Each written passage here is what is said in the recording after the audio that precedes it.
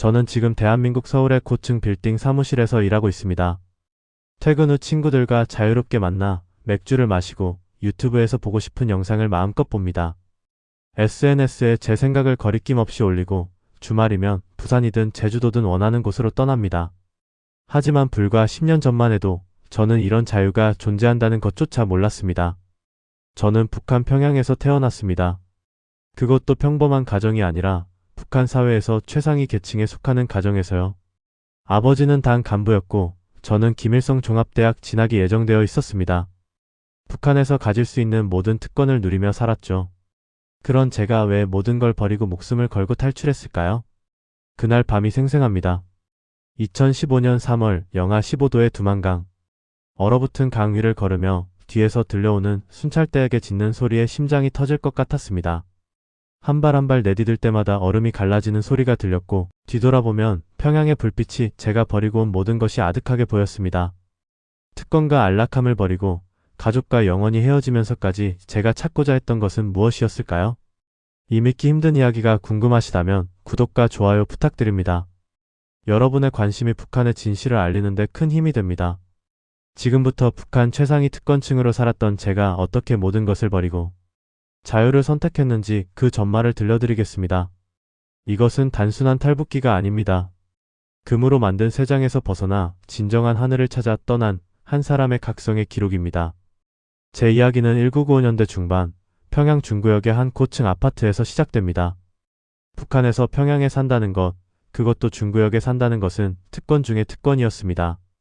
우리 집은 200제곱미터가 넘는 넓은 아파트였고 다른 평양 시민들이 한 달에 한두 번 받는 배급과 달리 우리는 매일 쌀밥을 먹을 수 있었습니다. 어머니는 평양예술단 출신이셨고 아버지는 당 간부였습니다. 아버지가 퇴근하시면 가끔 외국에서 들여온 과자나 초콜릿을 가져오시곤 했죠. 당시 저는 그게 얼마나 특별한 것인지도 몰랐습니다. 그냥 당연한 일상이었으니까요. 토요일 오전이면 아버지와 함께 외화 상점에 갔습니다. 일반 주민들은 출입조차 할 수 없는 곳이었죠. 그곳에는 중국산 가전제품, 일본산 과자, 심지어 외국 술까지 있었습니다. 아버지는 늘 달러나 유로로 계산하셨고 저는 진열대 앞에서 원하는 것을 고르기만 하면 됐습니다. 학교도 달랐습니다. 저는 평양의 특수학교에 다녔는데 같은 반 친구들은 모두 당 간부나 군 고위층 자녀들이었습니다. 일반 학교와 달리 우리 학교에는 개인 교사들이 있었고 방과 후에는 피아노, 영어, 컴퓨터 같은 특별 수업을 받았습니다. 영어 교사 선생님은 한때 외교관 통역을 하셨던 분이었습니다. 너는 장차 우리 공화국을 빛낼 인재가 될 것이라며 저를 칭찬하셨죠. 그때 저는 그 말을 자랑스럽게 여겼습니다. 하지만 동시에 우리의 일상에는 보이지 않는 철창이 있었습니다. 매주 수요일은 생활총화라는 시간이 있었습니다. 학급 전체가 모여 자기 비판을 하는 시간이었죠. 저는 이번 주에 위대하신 수령님 말씀을 3번이나 틀리게 외웠습니다. 라거나 혁명 영화를 보면서 졸았습니다. 같은 내용을 고백해야 했습니다. 어느 날 같은 반 친구 한 명이 우리 아버지가 외국 영화를 봤다며 떨면서 눈물을 흘렸던 기억이 납니다. 그 친구는 다음 주부터 학교에 나오지 않았고 우리는 그 친구에 대해 언급하는 것조차 두려워했습니다. 집에서도 마찬가지였습니다. 거실 한쪽 벽에는 김일성과 김정일 초상화가 나란히 걸려 있었고 매일 아침 어머니는 하얀 천으로 액자의 먼지를 정성스럽게 닦으셨습니다. 초상화에 먼지가 쌓이면 불경죄로 처벌받을 수 있었거든요. 라디오에서는 늘 같은 방송이 나왔습니다. 위대한 수령님의 영도 아래 미제 침략자들의 야욕을 분쇄하고 같은 말들이 끊임없이 반복됐죠. 저는 그 말들을 의심 없이 받아들였습니다. 의심한다는 것 자체가 위험한 일이었으니까요. 당시 저는 이 모든 것이 정상이라고 생각했습니다. 아니, 정상이라고 믿도록 교육받았습니다. 북한이 세계에서 가장 우월한 사회주의 국가이고 밖의 세상은 자본주의의 착취로 고통받고 있다고 배웠으니까요. 특권층의 삶은 편안했지만 어딘가 답답했습니다. 마치 보이지 않는 유리벽 안에 갇혀있는 기분이었죠. 하지만 그 벽 너머에 뭐가 있는지는 상상조차 할 수 없었습니다. 그 모든 것이 바뀌기 시작한 건 제가 고등학교 3학년이 되던 2013년의 일이었습니다. 모든 것이 바뀐 건 작고 하찮은 USB 하나 때문이었습니다. 2013년 가을 고등학교 3학년 때였습니다. 같은 반 친구 중에 아버지가 중국 무역 관련 일을 하는 친구가 있었는데 어느 날 그 친구가 제게 조심스럽게 다가왔습니다. 야, 너 혹시 남조선 거 보고 싶지 않아? 순간 심장이 멎는 것 같았습니다. 남조선이라는 단어만으로도 위험했으니까요. 하지만 동시에 묘한 호기심이 일었습니다. 평생 금지된 것이었기에 더 궁금했던 걸까요? 미쳤어?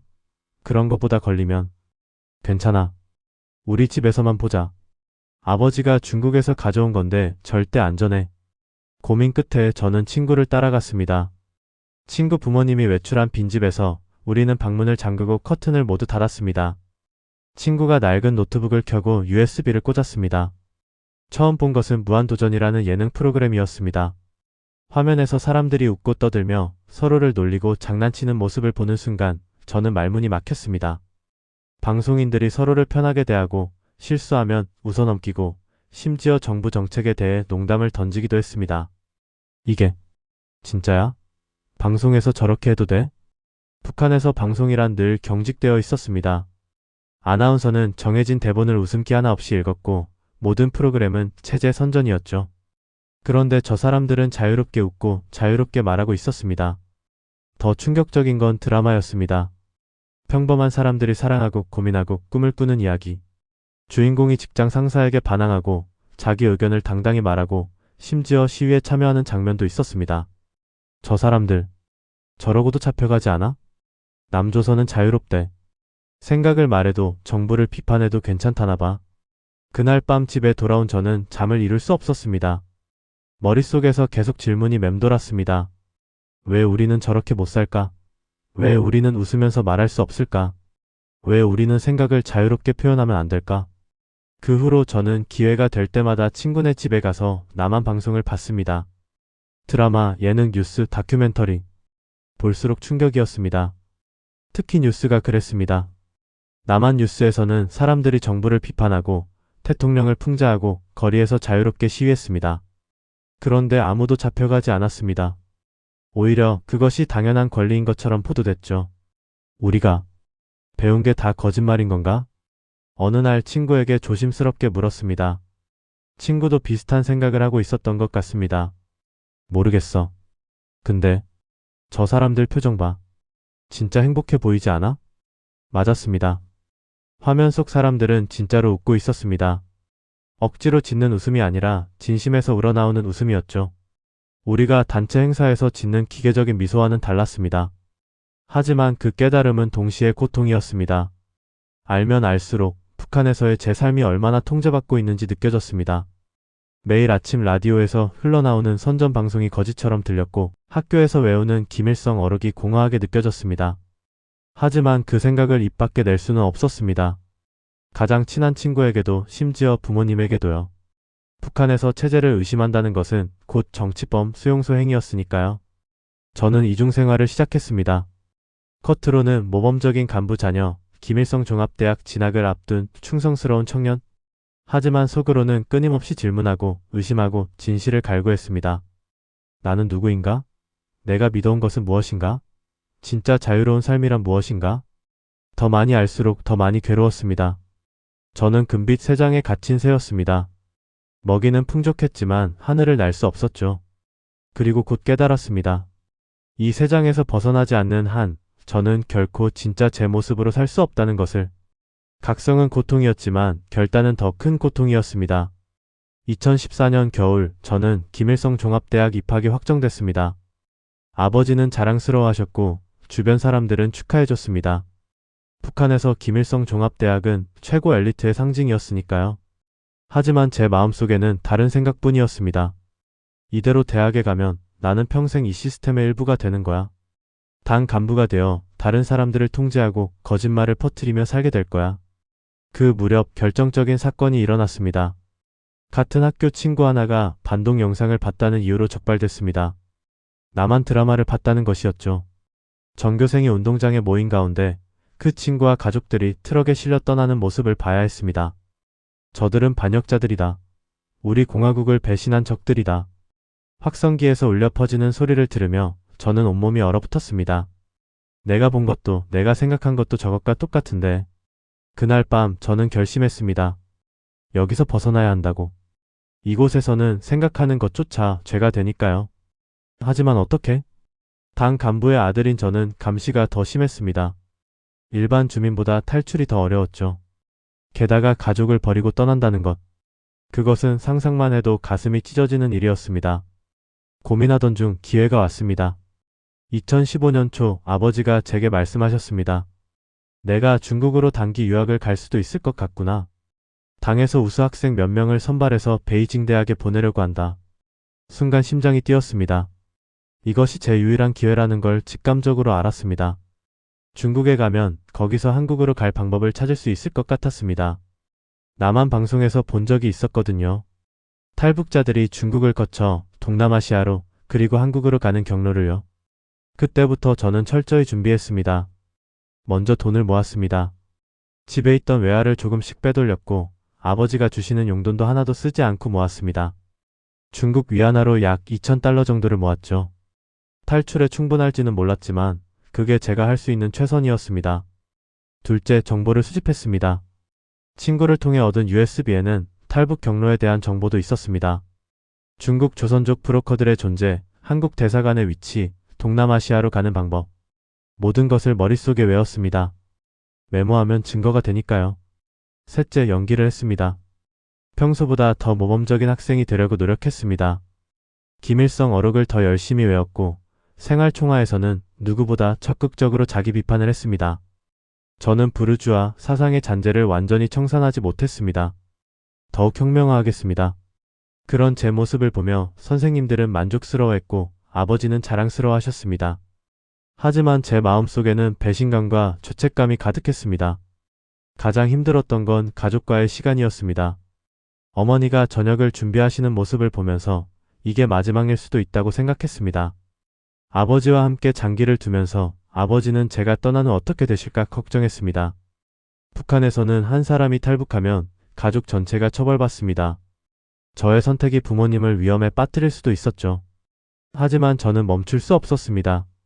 이미 진실을 알아버렸고 이제 거짓 속에서는 살 수 없었으니까요. 2015년 3월 드디어 중국 유학 허가가 떨어졌습니다. 출국 전날 밤 저는 가족들과 마지막 저녁을 먹었습니다. 어머니는 제가 좋아하는 음식을 정성껏 준비하셨고 아버지는 중국에서 조심하라며 당부하셨습니다. 우리 아들 공화국의 자랑스러운 인재가 되어 돌아오거라. 네, 아버지. 그 말을 들으며 저는 눈물을 참아야 했습니다. 저는 돌아오지 않을 것이었으니까요. 그날 밤 잠들기 전에 부모님 방을 조용히 들여다봤습니다. 평화롭게 주무시는 두 분을 보며 저는 마음속으로 작별 인사를 했습니다. 아버지, 어머니, 미안합니다. 그리고 사랑합니다. 2015년 3월 15일 저는 평양을 떠났습니다. 돌아오지 않을 것을 알면서 베이징에 도착한 건 2015년 3월 20일이었습니다. 공항에 내려서 중국의 공기를 마시는 순간 이상한 기분이 들었습니다. 같은 공기인데도 왠지 다르게 느껴졌죠. 아마도 제 안에 무언가가 이미 바뀌어 있었기 때문이었을 겁니다. 북한 감시원 2명이 우리 유학생들을 인솔했습니다. 그들은 우리의 모든 행동을 감시했고 숙소 밖 외출도 철저히 통제했습니다. 동무들, 중국은 자본주의 사회입니다. 부르주아 사상에 물들지 않도록 각별히 조심하십시오. 하지만 저는 이미 계획을 세워두고 있었습니다. 베이징에 도착한 지 한 달쯤 지났을 때 드디어 기회가 왔습니다. 대학 도서관에서 조별 과제를 한다는 명목으로 외출허가를 받았습니다. 감시원은 같이 가지 않았죠. 학교 아니라 안전하다고 판단했던 것 같습니다. 그날 저는 도서관 대신 미리 알아둔 조선족 식당으로 향했습니다. 저 한국으로 가고 싶습니다. 조선어로 조심스럽게 말을 꺼냈습니다. 식당 주인은 놀란 표정으로 저를 바라보더니 뒤쪽 방으로 안내했습니다. 여기서 기다려요. 아는 사람한테 연락해 볼게요. 2시간을 기다렸습니다. 그 2시간이 이틀처럼 길게 느껴졌죠. 매 순간 감시원에게 발각될까 봐 불안했습니다.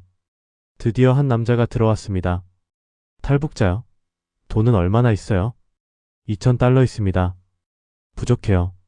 한국까지 가려면 최소 5,000달러는 있어야 해요. 절망적이었습니다.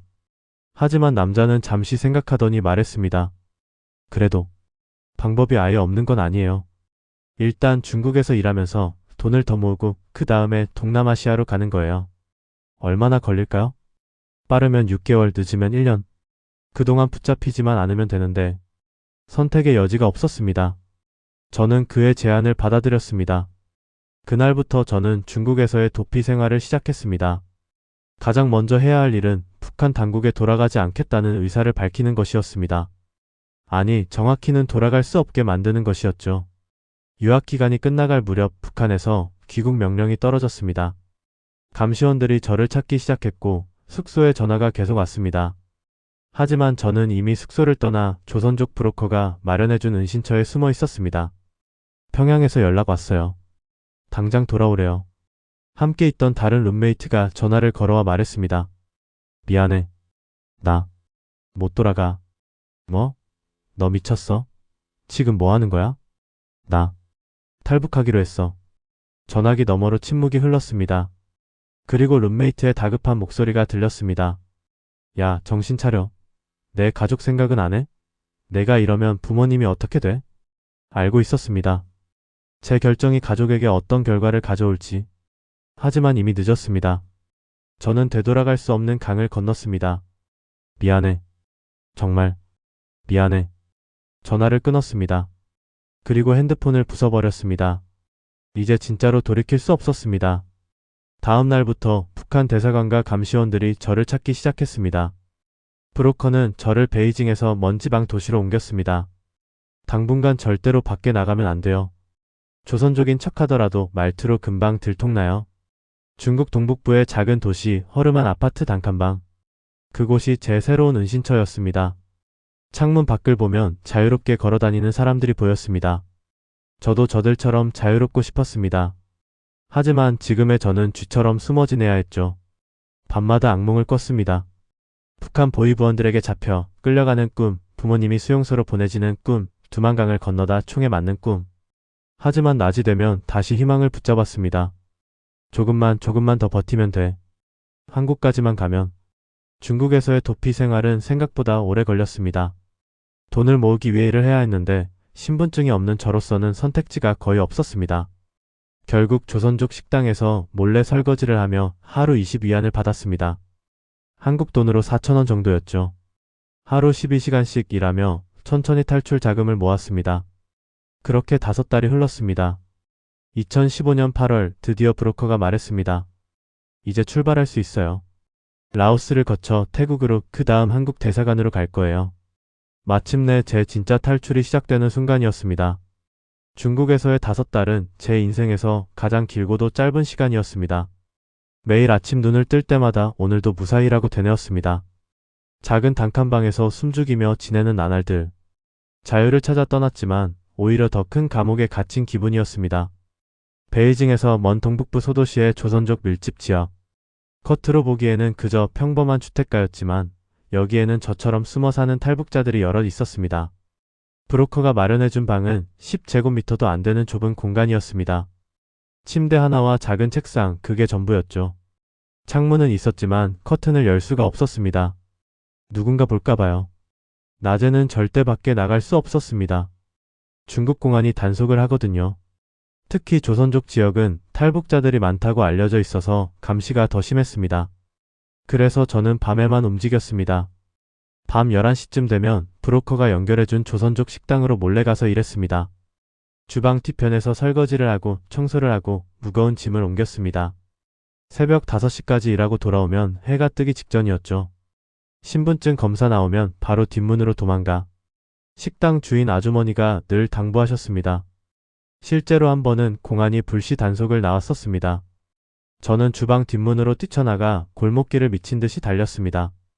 심장이 터질 것 같았죠. 그날 이후 일주일 동안은 식당에도 나가지 못했습니다. 너무 위험했거든요. 돈을 모으는 것도 쉽지 않았습니다. 하루 20위안으로는 한 달에 600위안, 한국 돈으로 10만원 정도밖에 안 됐습니다.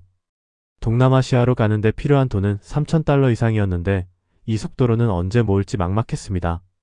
조금만 더 일해요. 기회를 봐서 다른 일도 찾아볼게요. 브로커는 그렇게 말했지만 신분증 없는 탈북자에게 할 수 있는 일은 거의 없었습니다. 중국에서 만난 사람들은 크게 두 부류였습니다. 하나는 도와주는 사람들이었습니다. 조선족 식당 주인 아주머니는 위험을 무릅쓰고 저를 고용해 주셨습니다. 가끔 남은 음식을 싸주시며 힘내라고 격려해 주셨죠. 같은 지역에 숨어 사는 다른 탈북자 언니도 있었습니다. 그 언니가 중국 생활의 노하우를 많이 알려줬습니다. 밤에 다닐 때는 절대 무리 지어 다니지 마. 한국어로 대화하지도 말고. 혼자 조용히 다녀야 해. 다른 하나는 이용하려는 사람들이었습니다. 어느 날 브로커가 다른 남자를 데려왔습니다. 이 사람이 더 빨리 한국 갈 방법을 안대요. 한번 만나봐요. 그 남자는 제게 가짜 신분증을 만들어주겠다며 $1,000를 요구했습니다. 당시 제가 모은 돈의 절반이었죠. 이걸로 비행기 타고 바로 한국 갈 수 있어요. 너무 의심스러웠지만 빨리 이 지옥에서 벗어나고 싶은 마음에 고민했습니다. 다행히 다른 탈북자 언니가 말렸습니다. 사기야, 사기. 그런 식으로 돈 뜯기는 애들 한둘이 아니야. 절대 믿지 마. 정말 그 남자는 며칠 후 사라졌습니다. 돈을 주지 않기를 잘했죠. 가장 힘들었던 건 고립감이었습니다. 가족과도 친구와도 연락할 수 없었습니다. 혹시라도 위치가 추적될까봐요. 인터넷도 마음대로 할 수 없었습니다. 북한 당국이 해외 탈북자들의 온라인 활동을 감시한다는 소문이 있었거든요.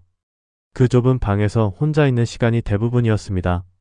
생각이 많아졌습니다. 내가 제대로 선택한 걸까?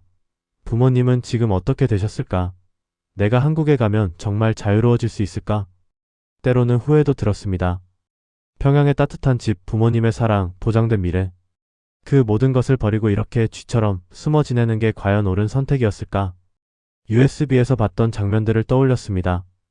자유롭게 웃는 사람들, 자기 생각을 말하는 사람들, 꿈을 꾸는 사람들.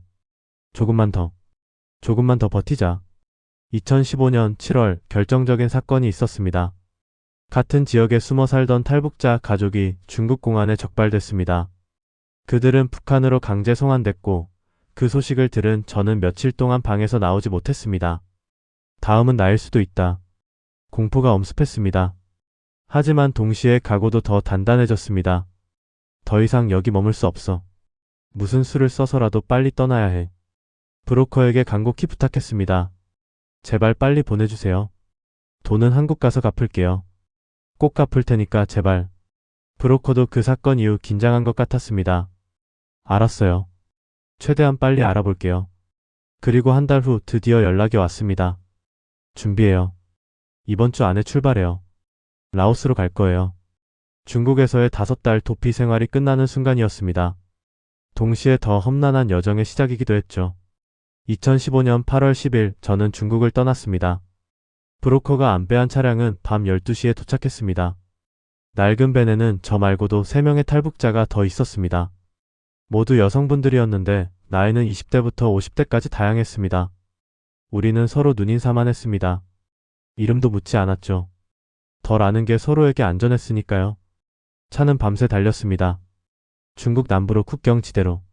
창밖으로 스쳐 지나가는 풍경을 보며 저는 생각했습니다. 이제 정말 한국으로 가는구나. 이틀간의 이동 끝에 우리는 중국 마이너스 라오스 국경에 도착했습니다. 여기서부터는 걸어서 가야 해요. 산길로 넘어갈 거예요. 브로커의 말에 모두 긴장했습니다. 국경을 불법으로 넘는다는 게 얼마나 위험한지 알았거든요. 밤 10시 우리는 출발했습니다. 산길은 험했습니다. 가파른 언덕을 오르고 진흙탕을 건너고 가시덤불을 헤쳐야 했습니다. 몇 시간을 걸었을까 다리가 후들거렸지만 멈출 수 없었습니다. 새벽 3시쯤 드디어 라오스 땅을 밟았습니다. 이제 됐어요. 여기는 라오스예요. 하지만 안도하기엔 이르렀습니다. 라오스에서도 우리는 불법 체류자였으니까요. 라오스의 한 작은 마을에서 우리는 이틀을 숨어 지냈습니다. 그리고 다시 차를 타고 태국 국경으로 향했습니다. 태국 국경을 넘을 때가 가장 아슬아슬했습니다. 만약 태국 경찰한테 잡히면 한국 대사관에 데려다 달라고 해요. 절대 중국이나 라오스로 돌려보내달라고 하면 안 돼요. 브로커의 지시를 머릿속에 새겼습니다. 다행히 우리는 무사히 태국에 들어갔습니다. 그리고 방콕의 한 게스트하우스로 이동했습니다. 여기서 며칠 기다리세요. 한국 대사관에 연락해서 인계 절차를 밟을 거예요. 하지만 예상치 못한 문제가 생겼습니다. 브로커가 추가 돈을 요구한 겁니다. 대사관 인계하려면 $2,000가 더 필요해요. 뭐라고요? 처음에는 그런 말 없었잖아요. 상황이 바뀌었어요. 내가 위험을 무릅쓰고 여기까지 데려왔는데 이 정도는 당연한 거 아니에요? 저는 화가 났지만 어쩔 수 없었습니다. 제게는 선택권이 없었으니까요. 결국 제가 모은 돈을 거의 다 주고 부족한 건 한국 가서 갚겠다고 약속했습니다. 그리고 일주일을 더 기다렸습니다. 방콕의 허름한 게스트하우스 방에서 우리는 하루하루를 견뎠습니다. 불안과 기대가 교차했습니다. 정말 한국에 갈 수 있을까? 마지막 순간에 뭔가 잘못되는 건 아닐까? 2015년 8월 25일 드디어 연락이 왔습니다. 내일 한국 대사관으로 갈 거예요. 그날 밤 저는 잠을 이룰 수 없었습니다. 설렘과 두려움이 뒤섞였습니다. 다음날 아침 우리는 태국의 한 경찰서로 갔습니다. 거기서 공식적으로 난민 신청을 하고 한국 대사관 직원과 만날 수 있었습니다. 탈북자 맞으시죠? 신원 확인을 해야 해요. 대사관 직원이 말했습니다. 그때부터 심사가 시작됐습니다. 이름, 출신지, 가족관계, 탈북 경위. 수없이 많은 질문에 답해야 했습니다. 거짓말 탐지기 검사도 받았습니다. 혹시 북한 정보기관에서 보낸 위장 탈북자는 아닌지 확인해야 해요. 이해는 했지만 그 과정이 고통스러웠습니다. 제 진실성을 의심받는 기분이었거든요. 특히 제 경우는 더 복잡했습니다. 평양 출신 특권층이라는 게 오히려 의심을 샀습니다. 왜 잘 살던 사람이 탈북했죠? 혹시 당국의 지시를 받은 건 아니에요? 아닙니다. 저는 진짜 자유를 찾아서 몇 번이고 같은 질문에 답해야 했습니다. 때로는 화도 났지만 참았습니다. 이것이 한국으로 가는 마지막 관문이었으니까요. 2주간의 심사 끝에 드디어 승인이 났습니다. 한국행 비행기 티켓을 준비하겠습니다. 그 말을 들었을 때 저는 그 자리에서 울고 말았습니다. 평양을 떠난 지 6개월 만이었습니다. 2015년 9월 5일 방콕공항. 출국장으로 향하면서 저는 뒤를 돌아봤습니다. 중국에서, 라오스에서, 태국에서의 모든 기억들. 두려웠던 순간들, 절망했던 순간들, 그리고 간절히 희망했던 순간들. 이제 끝이다. 드디어 자유로운 곳으로 간다. 비행기가 이륙했습니다. 구름 위로 올라가면서 저는 창밖을 바라봤습니다. 저 아래 어딘가에 북한이 있을 겁니다. 부모님이 계신 평양이. 하지만 저는 다시 돌아갈 수 없습니다. 아버지, 어머니. 언젠가 다시 만날 수 있을까요? 눈물이 흘렀습니다. 슬픔과 죄책감, 그리고 동시에 해방감이 뒤섞인 눈물이었습니다. 비행기는 한국을 향해 날아갔습니다. 제 새로운 삶을 향해. 2015년 9월 6일 오후 2시 인천국제공항. 비행기 문이 열리고 저는 한국 땅을 밟았습니다. 그 순간을 어떻게 표현해야 할까요? 가슴이 벅차오르고 눈물이 멈추지 않았습니다. 평양을 떠난 지 6개월, 드디어 자유로운 나라에 도착한 겁니다. 공항에서 국정원 직원들이 저를 맞이했습니다. 환영합니다. 이제 안전해요. 그 말 한마디에 얼마나 많은 의미가 담겨 있는지 경험하지 않은 사람은 모를 겁니다. 그날부터 저는 하나원 북한 이탈 주민정착 지원사무소에서 3개월간 교육을 받았습니다. 하나원은 탈북자들이 한국 사회에 적응하도록 돕는 곳입니다. 한국어 교육, 북한말과 다른 표현들, 경제교육, 문화 이해 등을 배웠죠. 가장 충격적이었던 건 선택이라는 개념이었습니다. 여러분은 이제 자유롭게 선택할 수 있습니다. 어디서 살지, 무슨 일을 할지, 무엇을 믿을지. 강사님의 말씀을 듣고 있는데 갑자기 눈물이 났습니다. 선택할 수 있다. 내가 결정할 수 있다. 북한에서는 모든 것이 정해져 있었습니다. 어디서 살지, 무슨 일을 할지, 무엇을 믿어야 하는지. 하지만 여기는 달랐습니다. 하나원을 수료한 후 정부 지원금을 받아 서울에 작은 원룸을 얻었습니다. 처음으로 제 이름으로 된 집이었죠. 첫날 밤 빈방에 누워 천장을 바라보며 생각했습니다. 이제 뭐 하지? 뭘 할 수 있지? 자유는 축복이지만 동시에 두려움이기도 했습니다. 모든 것을 스스로 결정해야 한다는 게 낯설었거든요. 하지만 저는 결심했습니다. 제대로 살아보자고. 검정고시를 준비해서 합격했고 대학 입학 자격을 얻었습니다. 북한에서는 김일성 종합대학에 갈 예정이었지만 여기서는 제 선택으로, 제 노력으로 대학에 갈 수 있었습니다. 2016년 저는 한국의 한 대학교 컴퓨터공학과에 입학했습니다. 대학 생활은 신세계였습니다. 교수님이 정부를 비판해도 아무 일도 일어나지 않았습니다. 학생들이 자유롭게 토론하고 반대 의견을 말해도 괜찮았습니다. 도서관에는 금지된 책이 없었고 인터넷에서는 무엇이든 검색할 수 있었습니다. 너 북한에서 왔다며? 거기 진짜 어때? 처음에는 제 출신을 밝히기가 꺼려졌습니다. 차별받을까봐, 이상하게 볼까봐 두려웠죠. 하지만 대부분의 친구들은 순수한 호기심으로 물어봤고 제 이야기를 진지하게 들어줬습니다. 와, 대단하다. 그렇게 힘든 과정을 거쳐서 여기까지 왔구나. 그런 반응에 저는 조금씩 마음을 열었습니다. 대학을 졸업한 후 저는 한국의 IT 기업에 취직했습니다. 제 능력으로 제 노력으로 얻은 일자리였습니다. 처음 월급을 받았을 때의 감동을 잊을 수 없습니다. 제 계좌에 찍힌 숫자들. 그것은 단순한 돈이 아니었습니다. 제 자유와 선택의 증표였죠. 지금 저는 서울에서 평범하게 살고 있습니다. 아침에 출근해서 업무를 보고 점심에는 동료들과 식사를 합니다. 퇴근 후에는 헬스장에 가거나 친구들을 만나죠. 주말에는 영화를 보거나 여행을 갑니다. 이 모든 게 너무나 당연해 보이지만 저에게는 기적입니다. 가끔 제가 하는 일들을 생각해 봅니다. SNS에 제 생각을 자유롭게 올립니다. 정치적 견해도 표현합니다. 뉴스를 보며 정부 정책을 비판하기도 합니다. 외국 여행도 마음대로 갑니다. 북한에서는 상상도 할 수 없었던 일들입니다. 하지만 완전히 행복하기만 한 건 아닙니다. 밤이 되면 가끔 부모님 생각에 잠을 이루지 못합니다. 제가 탈북한 후 부모님이 어떻게 되셨는지 알 수 없습니다. 당 간부였던 아버지는 아마 숙청당하셨을 겁니다. 어머니도 힘든 시간을 보내고 계실 거예요. 제가 선택한 자유가 부모님께는 고통이 되었습니다. 이 죄책감은 평생 저를 따라다닐 것 같습니다. 그래서 저는 지금 북한 인권활동에 참여하고 있습니다. 북한의 실상을 알리고 탈북자들을 돕는 일을 합니다. 제 이야기를 나누면서 사람들에게 말합니다. 자유는 공짜가 아닙니다. 누군가는 목숨을 걸고 찾아야 하는 것입니다. 여러분은 아침에 일어나 뉴스를 보고 정부를 비판하고 원하는 곳으로 여행을 갑니다. 그게 얼마나 소중한 권리인지 아시나요?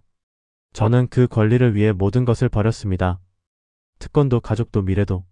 하지만 후회하지 않습니다. 금으로 만든 새장은 여전히 새장입니다. 진짜 하늘을 날 수 없다면 그 안에 모든 풍요가 무슨 의미겠습니까? 지금 저는 자유롭게 하늘을 날고 있습니다. 때로는 폭풍을 만나고 때로는 길을 잃기도 합니다. 하지만 이것이 진짜 삶입니다. 제가 선택한 제 의지로 사는 삶. 북한에 계신 2,500만 동포들에게 말하고 싶습니다. 여러분도 자유로울 자격이 있습니다. 생각할 권리, 선택할 권리, 꿈꿀 권리가 있습니다. 언젠가 모든 북한 주민들이 자유를 누릴 수 있는 날이 오기를 바랍니다. 그날까지 저는 제 이야기를 계속 나눌 것입니다. 자유의 소중함을, 인간 존엄성의 가치를, 그리고 희망의 메시지를. 여기까지 제 이야기였습니다. 들어주셔서 감사합니다.